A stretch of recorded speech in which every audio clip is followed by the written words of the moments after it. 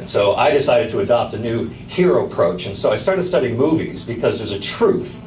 There's a truth of 3 different facets to every single movie. Well, we ought to know this. First, let me test your movie knowledge, and then we'll maybe confirm some other truths. You see movies here like Shawshank Redemption? Yes? Yes? If you had a bad sale last week, just let it go, let it go. Okay, good. Movies can help us. I like these 3 movies together.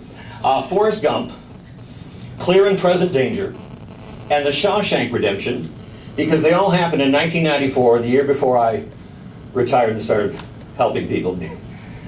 And interesting, the one that won the Oscar was, who won the Oscar that year, do you remember?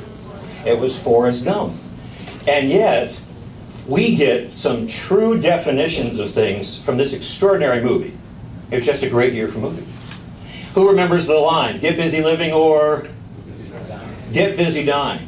So one of the things we're going to do today is define terms, redefine terms, based on truth. What is actually truth? What does it mean to get busy living? And in this film, they gave us a character, Andy Dufresne. And Andy's this guy who's thrown into prison for something he didn't do, which gives us the first of this principle, this truth about every single movie has to be based on this truth. Ready? First one is they have to give you a relatable character. A relatable character. They don't have to be likable. I'm thinking Mel Gibson in Payback. We might not like criminals.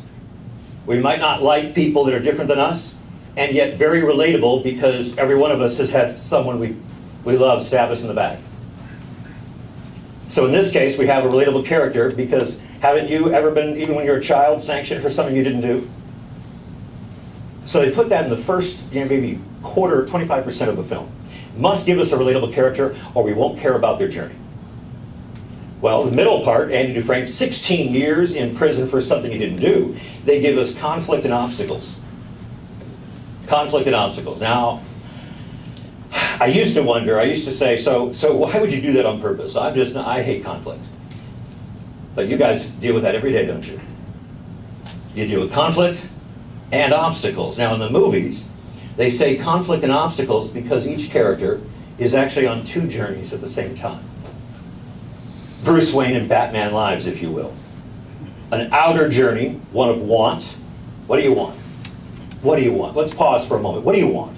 Who knows what they want? Anybody? You don't want to divulge it in front of people? What do you want? Peace. Okay, how will you know when you've achieved it? I don't know if I ever will. Okay, so that's why, and this is the story. So in a movie, they say what do you want has to be defined by a visible goal. You must be able to get tangible evidence that you've achieved it.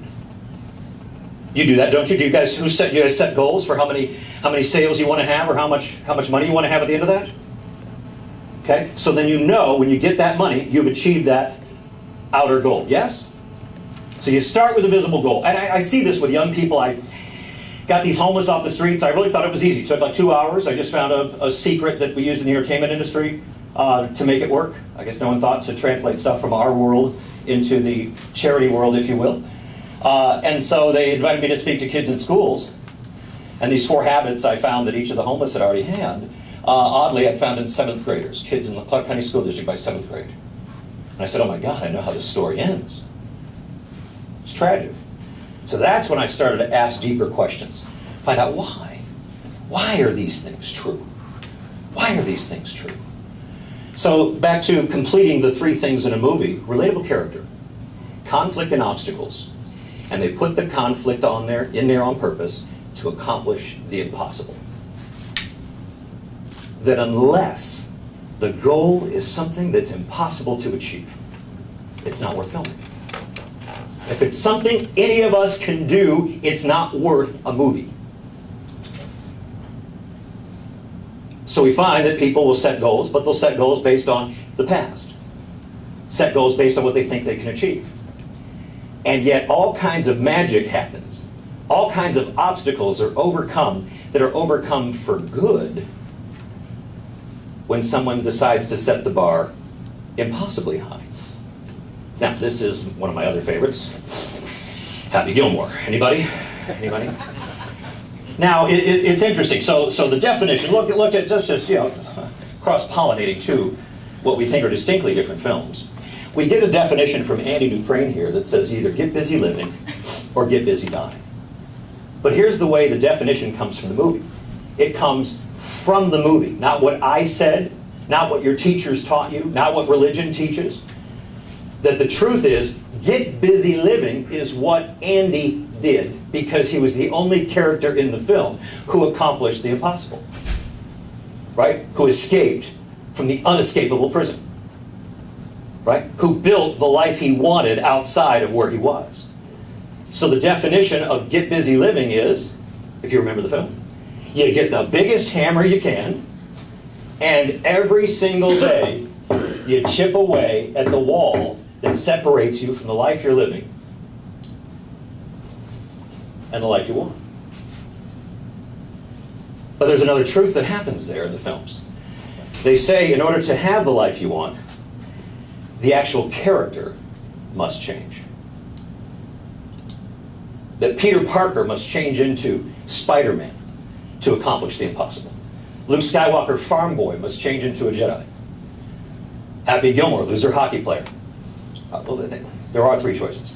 Get busy living or get busy dying, and then there's Happy Gilmore.